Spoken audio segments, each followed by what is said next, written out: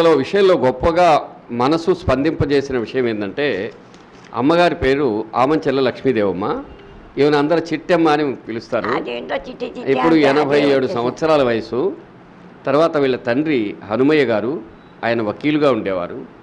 వీళ్ళమ్మట వివాహమై వచ్చినప్పుడు ఆమె వజ్రాభరణ భూషితురాలే వచ్చిందిట. చివరి రోజుల్లో కష్టాలు వచ్చినప్పుడు ఈ కుమార్తెతో ఆ తల్లి చెప్పుకునేది. ఇది కేవలం ఒక ఇంటి కథ, ఆమంచెర్ల వారి ఇంటి కథ కాదు. భారతదేశంలో సలక్షణంగా బతికిన ఎంతోమంది శ్రోత్రియందారుల బ్రతుకు కథ. అందుకని ఇక్కడ మనం గుర్తించాల్సింది ఏంటంటే, ప్రాచీన భారతదేశమేమో వీళ్ళని ఆదరించి, గౌరవించి, ప్రేమించి బాగా బ్రతికే అవకాశం ఇచ్చింది.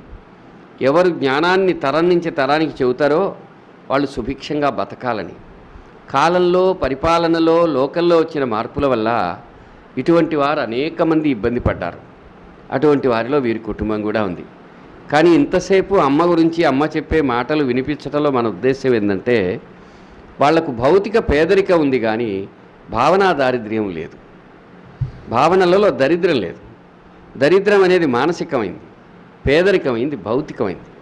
అందుకని వీళ్ళకి పేదరికం ఉండవచ్చును కానీ దరిద్రం లేదు. అది ఎంతో గొప్ప సుగుణం. భారతదేశంలో అధిక శాతం మందికి ఉన్న లక్షణం అది. అమ్మ ఈ 87 ఏళ్ళట, ఇక మిగతా 100 ఏళ్లకు తగినన్ని వత్సరాలు మహానందంగా జీవించాలని భగవంతుని మనం స్మరిస్తాం. ఆమె మనకంటే ముందు స్వామివారి అనుగ్రహాన్ని రిజర్వ్ చేసి పెట్టుకుంది. ఎట్లా అంటే, ఈమె ఒక గొప్ప మాట చెప్పింది. వీళ్ళు కలిచేళ్ళలో ఒక మైన్ దగ్గర వెంకటేశ్వర స్వామి మంట వేసుకుని కూర్చునేవారు. ఎందుకని? అది 10 మందికి బ్రతుకిస్తుందని, వాళ్ళందరి బ్రతుకు సుభిక్షంగా ఉండాలని.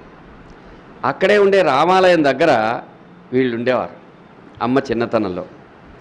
అప్పుడు రామనవమి జరిగేది. ఆ రామనవమికి ఊళ్ళో వాళ్ళు భక్తులంతా పంచెలు అవి ఇస్తారు. ఆ పంచెలు, తుండులు వీటిని బాగా ఉతికి రామనవమి అయిపోయాక స్వామి సేవకుడైన గోపాలయ్య చేతికిస్తే గోపాలయ్య స్వామికి కట్టబెట్టాడు. ఆ మాట చదివినప్పుడు నాకు మహా సంతోషం వేసింది.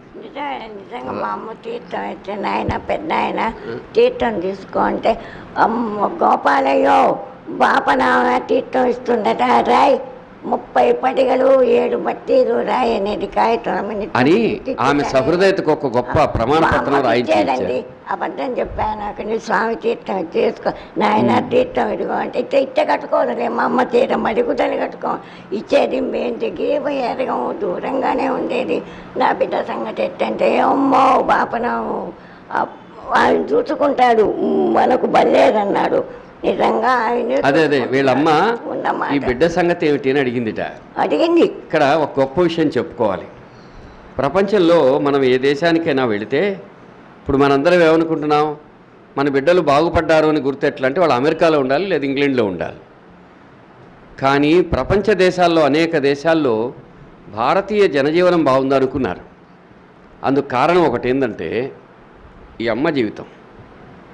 అమ్మ తన జీవితంలో వివాహపు ఆలోచనకు అనువైన పరిస్థితులు లేక దాని గురించి ఆలోచించలేదు. తల్లి మా అమ్మ మీరు ఆలోచించలేదు. ఈ దేశంలో ఆమె మా అమ్మ కంటే చాలా పెద్దవారు. ఒక సగటు స్త్రీమూర్తి ఎటువంటి ఇంద్రియ ధర్మ నీతి మనోనిగ్రహంతో బతుకుతారో అందుకు పరమోదాహరణగా ఈ తల్లి రామనవమి రోజు ఇక్కడికి వచ్చింది. ఇక్కడ ఎంత గొప్ప విషయం అంటే, మనం ఎంతకాలం బతికామని కాదు, ఎట్లా బ్రతికాం అనే ధర్మం ఏమిది. అందుకనే వెంకటేశ్వర వీళ్ళను, ఏం పర్వాలేదమ్మా, నీ కుమార్తెకు భగవంతుడి తోడున్నాడు అది అట్లాగే ఈమె చెప్పారు, మా తమ్ముడు బతుకుతాడనుకోలేదు, బ్రతికాడు, ఇదిగో ఇక్కడ వచ్చి కూర్చున్నాడు. ఆ తమ్ముడు రావడం మనకు చాలా సంతోషం. అట్లాగే ఆ తమ్ముడి ఆయన, మేము ఎక్కడికి పోయినా మేము ఒక్కరే పోం, మా ఆవిడ కూడా ఉంటుంది, వాళ్ళ ఆవిడ కూడా రావడం, దేవసేనమ్మ రావడం, గొలగమూడి వారు రావడం, మనకు వాళ్ళ కుటుంబానికి చెంది శకుంతలమ్మ తెలుసు, కరణం గారు తెలుసు, ఆ తర్వాత వాళ్ళు చేసిన మంచి పనులు తెలుసు, కరణం గారి అబ్బాయికి యాక్సిడెంట్ కావలిలో అయినప్పుడు స్వామి అనుగ్రహించిన తీరు తెలుసు. ఇట్లా ఆ సంఘటనలు మాకు ఈ పరిశోధనలో చాలామంది చెప్పి ఉన్నారమ్మా. అది తర్వాత ఈమె ఒక మంచి మాట చెప్పింది, కృష్ణుడి లీలలు ఎన్ని ఉన్నాయో వెంకయ్య స్వామి లీలలు కూడా అన్నీ ఉన్నాయని. వెంకయ్య స్వామి కూర్చో ఉంటే తలుపులో ఒక పెద్ద నాయుడు, మా దగ్గర ఉండకూడదు రాత్రిళ్ళు, నేను ఒక్కనే ఉండాలి గోపాలయ్య, అందరినీ పంపించేయమన్నట. ఎక్కడైతే అంత దూరంలో పడుకున్నట్ట. ఒక రాత్రి అప్పుడు వెంకయ్య స్వామి పళ్ళు లేవు కదా, అన్నీ ఊడిపోయి పొగాకు ఇక్కడ ఉంటాడు, పెట్టుకొని మమ్మమ్మ అని మాట్లాడుకుంటున్నట్ట. ఈయనకు మెలకు వచ్చిందట. కళ్ళెత్తి చూసేటికి నమ్మో పోండి, నేను నిజం చెప్తున్నా, కిరీటాలు పెట్టుకొని దేవతలంతా వెంకయ్య స్వామితో మాట్లాడుతున్నారట. ఆయన చూసి భయపడి మాటలు రాక కొన్నాళ్ళు ఆసుపత్రిలో పెట్టుకొని మళ్ళీ వచ్చాడు. పెదమస్తాడు కళ్ళారా చూచాడు ఆయన దేవుళ్ళందరితో వెంకయ్య స్వామి. మేము చూడడానికి మేము ఉండము, ఆయన మహత్యాలు. ఇంకొక ఆయన ఉన్నాడు ఇక్కడ ఈ ఊళ్ళో, మా అబ్బాయి అని ఆయన పేరు మత్తాన్ నాయుడు అంటారు. ఇప్పుడు ఈ ఊళ్ళో ఇంకొక అబ్బాయి ఉన్నారు మాకు సంబంధించి. స్వామి గోచేత ఇంట్లో పెట్టుకున్నాడు. స్వామి రేఖ తాగే తాటాకు. అరే గోపాల్ కదా, మర్చిపోయారు మీరు. గోపాల్ వచ్చాడు. వచ్చారా? నిన్న కనపడ్డాడు, నేను చెప్పడం మర్చిపోయాను. గోపాల్ దగ్గర దుప్పటండి రేఖ స్వామి గోచి, మేము వాళ్ళు పక్క పక్కనే ఉన్నాం కలిసి. చాలా కులంతో ఏం పనండి, గుణంతో ప్రధానం. అది వెంకటస్వామిని ఒకరు అడిగినారు, స్వామి కులాలు ఉన్నాయా అని. లేదా గుణాలు ఉన్నాయా? కరెక్ట్ అయినమాట. అది దేనికి బ్రాహ్మణ అమ్మ అది కాదు. బ్రాహ్మణులు రెండు రకాలు, కుల బ్రాహ్మణులు, గుణ బ్రాహ్మణులు. కులం చేత బ్రాహ్మణ్యం ఒకటి, అది గౌరవించదగింది. ఎందుకంటే ఈ దేశంలో జ్ఞానాన్ని తరతరాలకు అందించిన ఘనత ఆ జాతిది. ఎవరు ఒప్పుకున్నా ఎవరు ఒప్పుకోకపోయినా పూర్వ ఋషి జ్ఞానాన్ని తమ బతుకుల్లో మోసుకొని తర్వాత తరానికి అందించిన ఘనత వారికి ఉంది. వాళ్ళు ఎంత మిగతా ఎవరు ఏమైనా అనని. అయితే గుణబ్రాహ్మణుడు ఎప్పుడూ ఉంటాడు. రెండు నేను చెప్పిన వాళ్ళలో ఒక ధర్మం ఉంది. మీరు భగవద్గీత చదివన్నారుగా, భగవద్గీతలో ఒక ఆదర్శం ఏంటంటే ప్రతివాడు బ్రహ్మజ్ఞానాంతు బ్రాహ్మణ అని చెప్పాడు. బ్రాహ్మణుడు కావాలనేది ఆదర్శం. అది గుణబ్రాహ్మణుడు, సాత్విక బ్రాహ్మణుడు, పారమార్థికుడు. అది ఎలా అంటే ప్రతివాడు పుట్టుకతో తామసికుడుగా ఉంటాడు. అతడు తన ప్రయత్నంతో మంచి పనులతో రాజసికుడు సాత్వికుడు భగవత్కృపా పాత్రం కావడానికి అర్హత సంపాదిస్తాడు అని ఉంది. అట్లాగే గుణత్రయ విభాగం ఉంది కదా, ఏది అసుర సంపత్తి, సుర సంపత్తి, దైవీ సంపత్తి అని 3 రకాల అభ్యున్నతిని మానవుడు సాధించగలడని 2 అధ్యాయాలలో మానవ స్వభావ చిత్రణం అందులో ఉంది. ఆ క్రమంలో ప్రతివాడు ఈ దేశంలో ఆదర్శం ఏంటంటే తన యందు సర్వభూతముల యందు ఒకడే అయిన పరమాత్ముని చూచేవాడు కావటం అని భాగవతం. అది బ్రాహ్మణ ధర్మం. ఏది ఏమైనా సరే ఆ పదం ఉన్నతమైంది, గౌరవనీయమైంది, పూజార్హమైంది, మనం నమస్కరిస్తాం. దాన్ని ఈయన అన్నారు. వెంకయ్య స్వామి ఒకరోజు ఒక ఉత్తమ ధర్మం తెలిసిన వారు ఎలా ఉంటారో చూడండి. ఒకరోజు వర్షం వస్తుంది, జల్లులకు స్వామి తడుస్తున్నారు. గోపాలయ్య అడిగాడు, స్వామి పక్కన బాపనోళ్ళ ఇల్లుంది, పోదామా అని. స్వామి గుండెలు లేకపోతే రాడు. అతను ఆయనతో ఉండి అనుభవం ఉన్నాడు కదా, ఒక టకారు తెచ్చాడు. ఆ టకారులో కొంచెం కింద నిప్పు వేసుకోవడానికి కావాల్సిన ఏర్పాటు చేసుకుని అది తీసుకొని స్వామిని కూడా తీసుకొచ్చారు. మాదింటిల్లండి ఏదో ఇచ్చారు గూడు. ఆ గూడుతోనే ఎన్ని పనులు, ఎన్ని పెళ్ళిళ్ళు, ఎన్ని శుభకార్యాలు, రాముడికి ఎన్ని కళ్యాణాలు చేశారు. మా ఇంటి నుంచి మందు గుండు పేరుతో ఉభయం తీశారమ్మన్న రాజా గారు. చిట్టమ్మ ఇంటించే సీతమ్మ, మా అమ్మ పేరు సీతమ్మ ఇంటించే దమ్మన్నాడు. అందుకని ఇల్లెంతది కాదు, ఆ ఇంటిలో గుండె ఎంతదనేది ప్రధానం. వచ్చి కూర్చున్నాడు స్వామి. తర్వాత అది టకారాతో నిప్పులు తీసుకొచ్చి ఎవరిన్నా ఇంట్లో దానికి కూడా లెక్కే గోపాలయ్యో లెక్కనే బాపన వాళ్ళకు అండాలు వస్తాయి. ఆయన చెప్పిన మాట ఇప్పుడు అది ఏదైనా ఉంటే ఎవరికైనా ఏదైనా ఇండ్లలో బాగలేకపోతే స్వామి గారు ఆ విధంగా చెప్పకుండా వెళ్ళి భోజనం చేస్తే వాళ్ళకి మేలయ్యేది. అవును, అది ఆ విషయం కూడా వీరు చెప్పారు. ఆ విధంగా వీళ్ళు కూడా మేము ఈ రోజు కూడా స్వామి మాట అనుసరిస్తున్నామని అమ్మగారు. మేము ఈ రోజుకి ఆ రోజుకు బొలగము. ఇప్పుడంటే ఇది నువ్వు చెప్పినట్టు ఈ మూక నుంచి ఎక్కడికి పోకుండా ఉన్నా కానీ ఆ క్యూలలో నెట్టారు పడి మనం శ్రమ పడిపోయినా కూడా సుఖం లేదు. ఇప్పుడు ఆ జనాల్లో ఇంట్లోనే కృష్ణారామ అనుకుంటుంటే వెళ్ళిపోతుంటే వయసుకు మించి చేయకూడదు పని. అక్కడ మన భక్తుంటే ఇంట్లో కూర్చొని మాట్లాడుతుంది. ఇప్పుడు పిలవరాదు భగవంతుడి భజన అన్నారు. చెనయ కాలమైనా అని ఎక్కడ బాడినా ఎక్కడ చేసినా పరమాత్ముడి కోసమే పాడుతున్నా. ఆయనే నన్ను కట్టేస్తాను నమ్మా.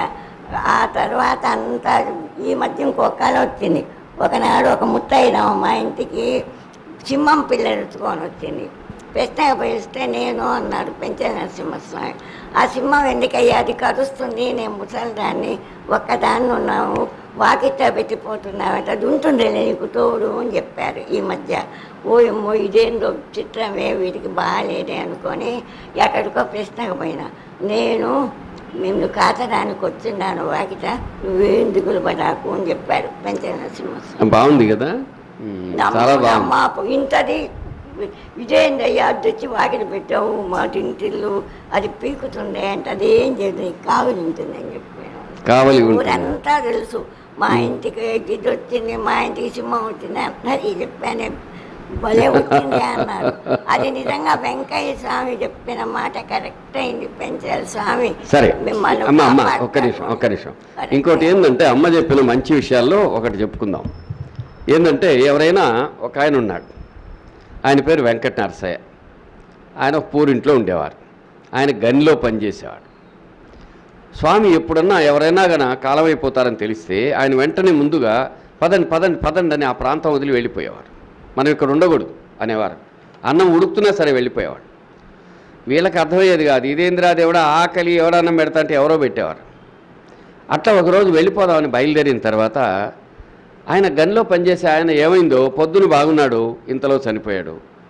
ఆయన వెళ్ళిపోవడానికి ముందే స్వామిగారు ఆ ప్రాంతం వీడి దూరంగా వెళ్ళిపోయారు. చెప్పాడు అసలు ఆయన ఏం చెప్పాడంటే అక్కడ ఆయన త్వరగా నా సైని వడ్డేవాళ్ళు ఆయన పెద్దకు వచ్చిపోయినాడు. మా అమ్మ దీపం పెట్టినది, నేను మోసడానికి గిన్నె చెంపు పోయినా. ఏమయ్యో కోళ్ళు వస్తున్నాయి కోళ్ళ తగులాడుకు పద గోపాలయ్య అన్నాడు. వెళ్ళిపోయినాడు దాటి. ఆయన గిన్నెలో చచ్చిపోయినాడు. క్షణంలో స్వామి చెప్పడం పోవడం, ఆ త్వరగా సై చావడం నిజంగా ఒక చిత్రంగా జరిగిపోయింది. చిత్రంగా జరిగిపోయింది. అమ్మ చెప్పిన మరికొన్ని మంచి విషయాలు లేదయ్యా, స్వామి చెప్పినవన్నీ కరెక్టు. నా ఆత్మ చెబుతున్నది. మేము ఆయన కూడా బాగుపడ్డాము. మమ్మల్ని ఆయన ఎంతో బాగా చూశాడు. ఇంకా కంచికి పోయి వచ్చారు. ఇంకా చెప్పాలంటే కంచి పక్కన ఉండేవాళ్ళంతా స్వామి వాళ్ళే. చరణ్ దేశం పోయిన స్వామిని ఎత్తుక్కుంటూ వాళ్ళు కూడా వెంకయ్య స్వామి అంటే దేవుడే లేదని చెప్పారు. అది చాలా చాలా బాగుంది. వీళ్ళ అమ్మ గురించి చెబుతూ వడ్డాణము ఒంటి నిండా నగలతో వకీలు భార్యగా బతికి ఇలా అయిపోయావు అనుకుంటే స్వామితో అంటే ఆయన ఈ రోజుకి మాకు తోడున్నాడు. ఈ రోజుకి ఆమంచర్ల వాళ్ళు ఎన్నో రకాల పదవులు అధికారంలో ఉన్నా వీళ్ళు మాత్రం భక్తి శ్రద్ధలతో బాగా బతుకుతున్నారనేది మనం చెప్పుకోదగింది. ఈమె వెంకటస్వామి గురించి ఒక మాట చెప్పింది. కలియుగ దేవుడు వెంకటస్వామి ఒకరి దగ్గర చేయి పట్టలేదు, టెంకాయలు కొట్టమనలేదు, హారతులు ఇవ్వమనలేదు. ఇంతకన్నా మహనీయుడు ఎవరుంటారు? చాలా గొప్ప మాట. అట్లాగే ఈమె మన వాళ్ళు ఆమెను పలకరించినప్పుడు మేము ఒక కొడుకు 4 కూతుర్లం, పరిస్థితులు బాగాలేక 30 సంవత్సరాల వయసులో 1966వ సంవత్సరంలో కల్చేడుకు వచ్చేసాం. 1970 నుంచి స్వామి తెలుసు మాకు.